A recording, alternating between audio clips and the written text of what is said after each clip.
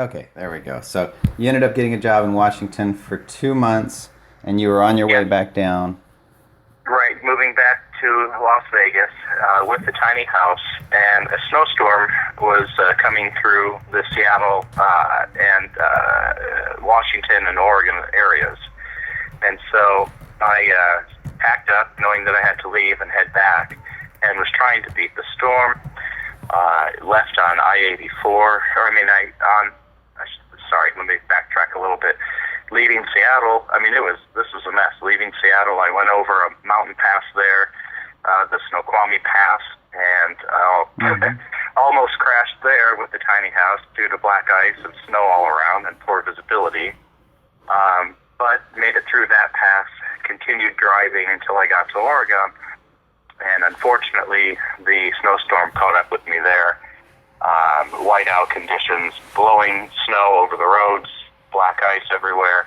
Couldn't go 10 mile an hour at the most Wow. on the highway, and so I pulled over at this truck stop and spent the night there. No electricity or anything, obviously. My house is not set up. My house is set up to be connected to the grid. I don't have it set up for off grid. Okay. And so I spent a night at negative 5 degrees, and next morning got up to find even more snow, to the point that now, there's no way I'm driving it out, at least in a week. And so the idea was to leave it for a week and come back and get it. I talked to the manager. I waited till the manager got there of the truck stop, gave her my information, explained the story, and she had me park it where it could be seen from their main window, and the security cameras. I locked it up with a hitch lock, what I thought was an industrial strength one, but to no avail. I ended up leaving it that next morning and got a call on New Year's Eve that somebody had stolen the tiny house. And I was actually just in the process of going back up there, getting ready to go back up there, this week that it all went down. So, Wow. Did they have camera footage? They do. I don't know of the results of it yet because the sheriff's office is still going over it. So Okay, I so don't know what they have yet. so potentially there could be some footage there of the Potentially, yeah. stuff. They did recover. They found that they snipped using the wire cutters of some sort. That they cut the lock off of there, and the lock was still there too. That was left. So Wow. yeah.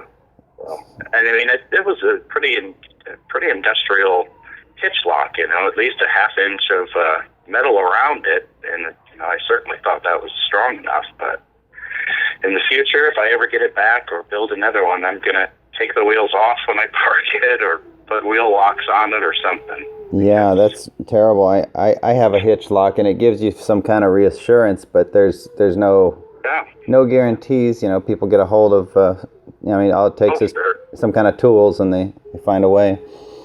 Yeah. So unfortunately, it has all of my possessions in it. Right down to unfortunately, Social Security information, all of that stuff. It has sentimental things I can't replace. Not to mention, electronics and whatnot. How are you making do right now? I'm okay. I'm back in Vegas. I'm with a friend of mine, and I'm just, it sucks because I got to start over basically if they don't find it, and even if they do, I'm worried that most of the stuff will be stripped out of it. So I've got to basically start over. And tell me about your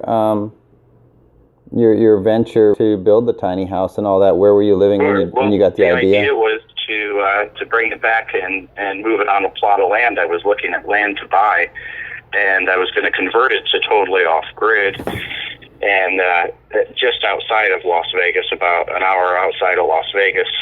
And I was actually in the process of doing all of that when this went down. So, just wow, man, that's frustrating. Because once you get to that dream plat of land, you got your own space and you're set, but you're in transition. Well, I had deals already in place. I mean, the only thing I didn't do was go into escrow, which I was waiting to do when I got the house back here. So. Wow. Yeah. So. Well, I'm sorry you've had to go through this. That's very frustrating, and it is. I appreciate your help. I can't thank you enough, and anything to get the word out. And I keep trying, and I'm going through Craigslist ads all over. Trying to see if it can be spotted. But so I found a job up in Seattle, working for the state of Washington. And I left a great job that I had in Las Vegas working for the state here. Ended up moving up there for work and took the tiny house. It took about 3 days to drive up to the Seattle area, and had no problems. It pulled fine, did fine. Obviously didn't go real fast, about 55 or so. But it took about 3 days to get there. Had no issues. Got set up and beautiful RV park and started work, and all was well in my world. Mm-hmm. Unfortunately, some things happened. I ended up getting sick and for about a week, and unfortunately, being that it was a new job, they couldn't have me out of work that long and terminated my contract. So unfortunately, I had lost the job and then had to relocate back to the Las Vegas area for work and whatnot. So that's when I had left and started my journey back down towards Vegas when everything went awry. So, now, what do you do? I worked as a custodian. Okay. So not a glamorous job, but But still the adventure of the Great Northwest and bringing your home with you, huh? That's right. Yeah. So the idea was to keep costs down.